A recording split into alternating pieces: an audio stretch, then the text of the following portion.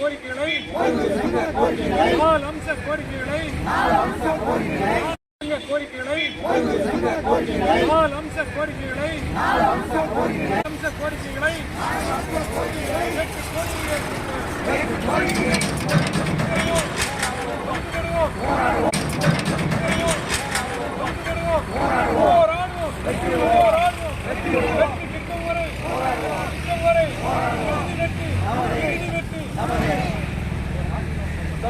அரசு அனைத்து துறை ஓய்வூதிய சங்க மாவட்ட தலைவர் எஸ் மதன், கோயம்புத்தூர் மாவட்டம்.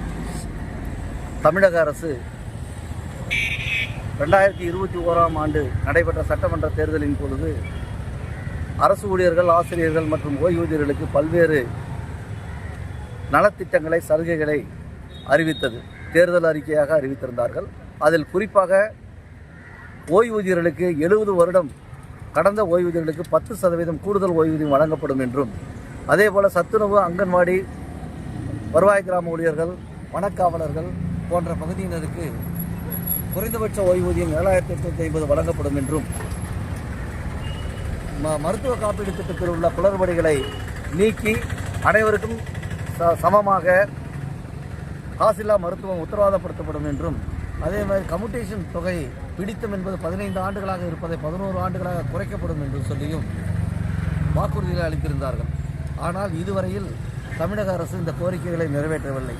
மாறாக சட்டமன்றத்தில் கூட முதல்வர் அவர்கள் அறிவித்திருக்கக்கூடிய சத்துணவு, அங்கன்வாடி ஓய்வூதியர்களுக்கு ஓய்வூதியம் என்பது குறைந்தபட்ச ஓய்வூதியம் 7,850 வழங்குவதற்கு பதிலாக தற்போது வாங்கிக் கொண்டிருக்கக்கூடிய 2000 3,400 உயர்த்தி இருப்பது என்பது வாழ்க்கை செலவிற்கான போதுமானதாக இருக்காது.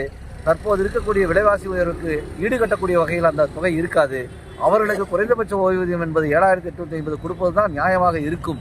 அந்த அடிப்படையில் அந்த கோரிக்கையை மிகவும் வலுப்படுத்துகிறோம்.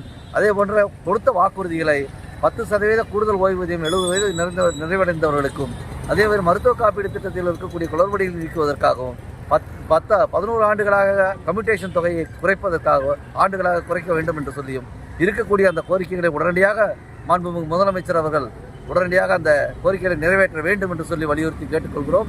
தமிழ்நாடு அரசு அனைத்து துறை ஓய்வூதிய சங்கம் அடுத்த கட்டமாக இந்த கோரிக்கைகளை உடனடியாக நிறைவேற்றாவிட்டால் வருகின்ற 10/2/2026 அன்றைக்கு மாவட்டம் முழுவதும், மாவட்டத்திலிருந்து அனைத்து மாவட்ட தலைநகரங்களிலும் பெருந்திரள் தர்ணா என்பதை நடத்த இருக்கிறது. தேர்தல் அறிவிப்பு வருவதற்கு முன்னால் தமிழக முதல்வர் அவர்கள் இந்த கோரிக்கைகளை நிறைவேற்ற வேண்டும் என்று சொல்லி கேட்டுக்கொள்கிறோம்.